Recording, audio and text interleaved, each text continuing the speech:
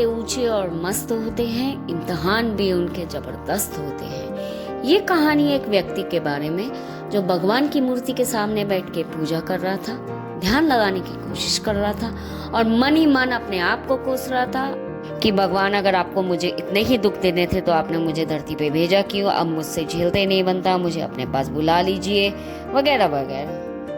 उस व्यक्ति की प्रार्थना सुनते ही भगवान अचानक प्रकट हो गए और उस व्यक्ति के कंधे पर हाथ रख दिया। वो व्यक्ति एकदम आश्चर्यचकित रह गया, एकदम शॉक हो गया कि ये कौन आ गया। तब भगवान ने उसे यकीन दिलाया कि घबराओ मत, मैं भगवान ही हूँ और बताओ क्या हुआ। तब उस व्यक्ति ने बताया कि भगवान, मैं थक गया हूँ, मैंने जिंदगी में जो जो करना चाहा उन सब में मैं फेल हो गया, मुझे समझ में नहीं आता कि मेरी जिंदगी की कीमत क्या है। ये सब सुनने के बाद भगवान ने कहा, तुम एक काम करो, तुम ये लाल चमकदार पत्थर लेकर बाजार में जाओ और इसकी सही कीमत ढूंढ कर लाओ। अगर तुम इसकी सही कीमत ढूंढ कर ले आए तो मैं तुम्हें तुम्हारी जिंदगी की कीमत तुम्हें बता दूंगा। उस व्यक्ति के पास ये मानने के अलावा कोई और रास्ता तो था नहीं, तो इसलिए वो पत्थर लेकर बाजार की तरफ चल दिया। जैसे ही वो बाजार में पहुंचा, मंडी में पहुंचा, उसे वहां एक फल बेचने वाला दिखाई दिया। उसने उस फल वाले से बात की और पूछा कि भैया, क्या तुम ये लाल पत्थर लोगे?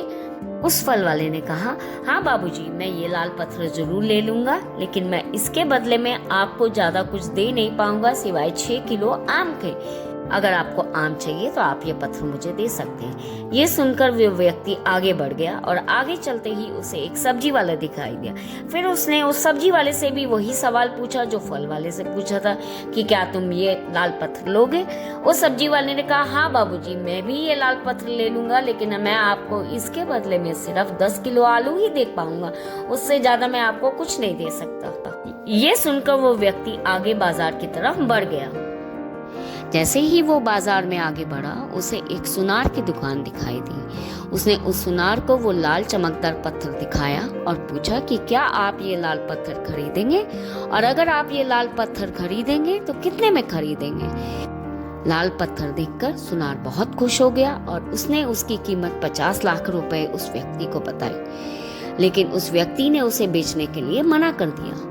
तब सुनार को लगा कि क्या ये व्यक्ति मोल भाव करना चाहता है, थोड़ा और कीमत चाहता है, तो उसने बोला, ठीक है, मैं आपको इस पत्थर के 1 करोड़ रुपए दूंगा। लेकिन वो व्यक्ति बोला कि मैं आपको ये पत्थर नहीं दे सकता, जिस व्यक्ति ने मुझे ये पत्थर दिया है उसने इसे बेचने के लिए मना किया है। ये बात सुनकर सुनार को गुस्सा आ गया और उसने उस व्यक्ति को अपनी दुकान से निकाल दिया। ये देखकर उस व्यक्ति को लगा कि इस पत्थर में बात तो जरूर है। तब वो आगे बढ़कर हीरे के जौहरी के पास गया और उसने वही लाल पत्थर दिखाते हुए पूछा कि क्या भाई साहब आप ये पत्थर खरीदेंगे, और अगर खरीदेंगे तो कितने में खरीदेंगे? जौहरी ने वो पत्थर बड़े ध्यान से देखा और देखकर फिर से वो बहुत खुश हो गया। उसने बोला, ये पत्थर तो भाई साहब बहुत अनमोल है, आप चाहे मेरी पूरी दौलत ले लो, मेरा पूरा पैसा ले लो, लेकिन ये पत्थर मुझे दे दो, ये दुनिया में कहीं नहीं मिलेगा।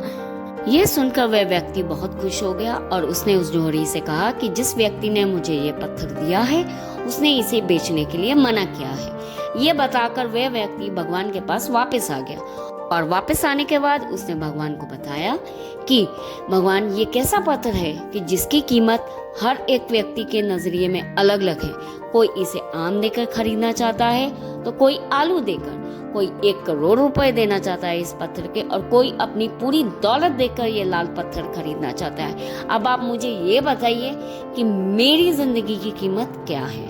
भगवान बोले कि यही तो मैं तुम्हें बताना चाहता हूँ कि किसी की नजर में तुम्हारी कीमत आम और आलू के बराबर है और किसी की नजर में तुम्हारी कीमत 1 करोड़ रुपए या तुम अनमोल हो।